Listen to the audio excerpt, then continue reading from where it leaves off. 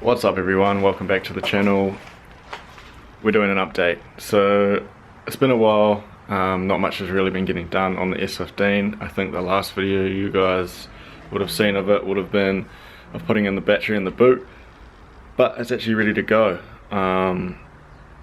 I sorted out some things with some people about getting it finished, so this is just going to be an update video explaining to you guys what's been done, so what we did since you guys last saw the car. If you guys are new to the channel, what's been done to the car, where it's going and what it's getting to get done, and then yeah, obviously just a bit of a walk around, so we'll jump straight into it I guess. Before we have a look what's under the bonnet, I guess I'll just give you a bit of a rundown on how this car was. I'll try to put some photos in. I'm not the best at editing if you guys haven't noticed, of what the car looked like under the bonnet and exterior wise when I first got the car almost 2 years ago now, I want to say. But yeah, so basically I brought this car, had 100,000 Ks on it. It was a NZNU 206 Spec R, so factory turbo model. I'm pretty sure the New Zealand new ones are based off the JDM model, unlike the Australian ones which aren't. So yeah, this is, sorry I got distracted, some family members came home.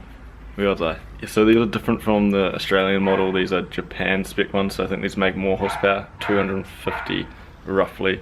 So before this car, when I picked it up, had pond cams and a boost controller. It was running like 12 pound I think. So I have no idea on exactly what kind of power it was making. I'm going to assume maybe 170 on the high side, probably less to be honest, I don't really know, which is like less than 250 horsepower or 250 horsepower ish, maybe at the rear wheels, I can't really confirm, but yeah, it definitely wasn't a very fast car. It also did have the front mount, which is cool. It also had cert, which is a big thing here in New Zealand. I think I've explained this to you guys before, but basically it's like an engineer's tag that they put on your car just to say that your car's been checked over by an engineer to be legal, which is sick. So you know, it's registered and warranted and all that kind of thing, and I'm allowed to drive it on the road. And if I get pulled over by the police, I probably won't get a fine because I've got that, hopefully, fingers crossed. Other than that, other important things you guys should know maybe is that it was auto, it's been manual converted, so it's got a heavy duty clutch, just an XC organic, and it's got the 6-speed box. A lot of people are a bit fussy on whether or not a car is better auto or manual. To be honest, to me it doesn't really care. I don't really care. The way I look at it is, it was auto until 80,000 Ks, I got it at 100, which means that it probably only had a hard life for maybe 20,000 Ks. So yeah, it should be pretty solid and healthy, and yeah, I don't really care. So we'll go over there now and we'll take a look and see what's been done. So this is now the overview of the engine. It looks a bit shit in the camera to be honest, but it looks better in person. So what's been done: head gasket, got a Tomei multi-layer head gasket in there, Mazworks head studs, new exhaust manifold. It's got a TD06 tucked down in there. Pond cams obviously. We did SART 850cc injectors. It's got a Walbro pump. Intercooler piping has been painted black. We did a battery relocation to the boot. We got this big pod filter here, K&N. We deleted the mass airflow sensor. It's got a dump, 3-inch dump pipe to a twin split one. Red line, alloy radiator, strut brace. AN fittings on the rock cover for the breathers. We're going to run a catch can over here. Ethan from High Power's kindly going to fab that up along with the exhaust.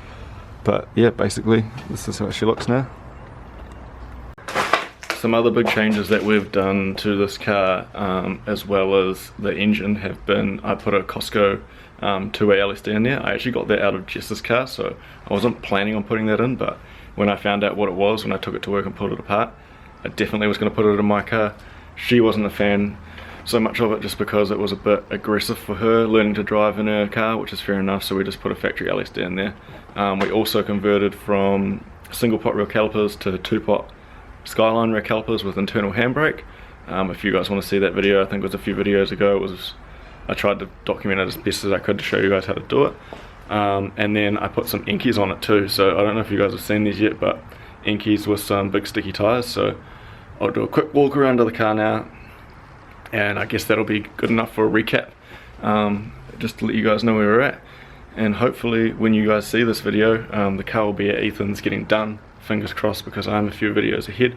But if not, I'm just hoping that it gets done before Christmas, New Year. So fingers crossed there'll be some S15 driving content coming up soon for you guys. So here's the new wheels, just a bit of a close-up for you. There's an Inky SBC super black chrome or super bright chrome. I can't remember the correct term, but something a little bit different. 18 by 9.5 plus 15 with a 3mm spacer just to clear the strut. We've also got some Nankang semis here too, so running those all round 225 40 18. I was lucky enough that my car came with a plastic aero front bumper when I brought it. Now it's got Flow Designs spoiler kit on it as well, just makes it look tough.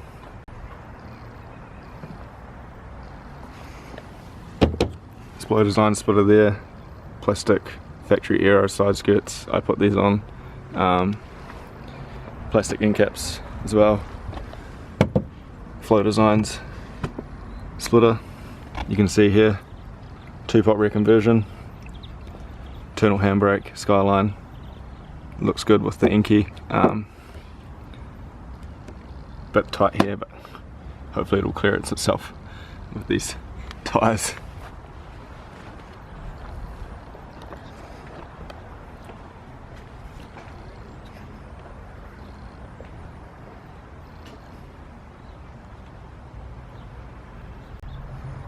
Other than that, exterior wise, she's pretty basic. Obviously you guys will notice there's no fuel flat and no mirrors. I did get Ganador Super Aero mirrors or Super Mirrors or whatever the fuck they're called for here, so they're off getting painted. Interior is pretty basic. And yeah, she's wingless at the moment, but got an aero spoiler as well, with center delete that I'll get painted and put on. And basically this is my S15 spec car, full aero. Hope you guys liked it. Drop down in the comments below what you think this is going to make on the dyno with pond cams, head gasket, Maswick studs, big injectors. Probably going to run it on between 16 to 18 psi on a Haltech plug and play. So should be able to push some good numbers. To be honest, I don't really know what it's going to make, but I will be happy with anything over 220. 220 is the absolute minimum I want out of this thing, considering that people say that they make that on a T28 factory ball bearing turbo. So if it makes less than 220, she's coming apart again. But yeah, like, comment, share, subscribe. Look forward to seeing what you guys think this is going to make, and hopefully the next video will be either us dropping this off or it on the dyno. So we'll see you then.